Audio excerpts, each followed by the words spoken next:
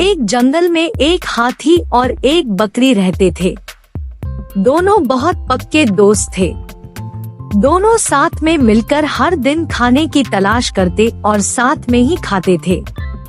एक दिन दोनों खाने की तलाश में अपने जंगल से बहुत दूर निकल गए। वहाँ उन्हें एक तालाब दिखाई दिया।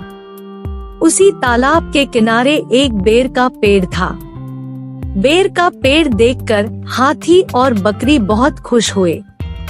वह दोनों बेर के पेड़ के पास गए। फिर हाथी ने अपनी सूंड से बेर के पेड़ को जोर से हिलाया और जमीन पर ढेर सारे पके हुए बेर गिरने लगे।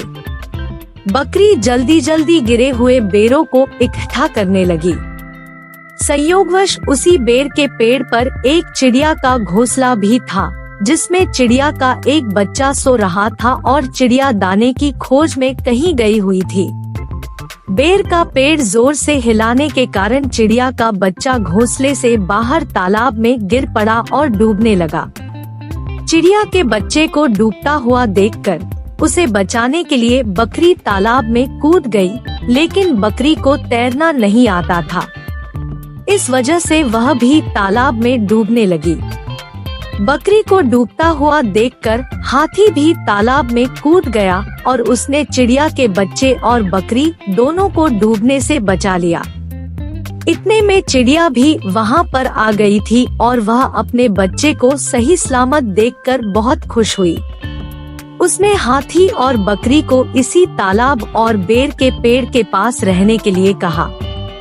तब से हाथी और बकरी भी चिड़िया के साथ उस बेर के पेड़ के नीचे रहने लगे। कुछ ही दिनों में चिड़िया का बच्चा बड़ा हो गया। चिड़िया अपने बच्चे के साथ जंगल में घूमकर आती थी और हाथी और बकरी को जंगल में किस पेड़ पर फल लगे हैं, इसकी जानकारी देती थी।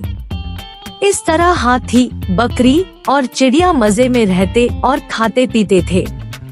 कहानी से सीख: हमें किसी का बुरा नहीं करना चाहिए। अगर हमारी गलती से किसी को परेशानी होती है तो उस गलती को सुधारना चाहिए और मनमुटाव दूर करते हुए एक दूसरे की मदद करनी चाहिए।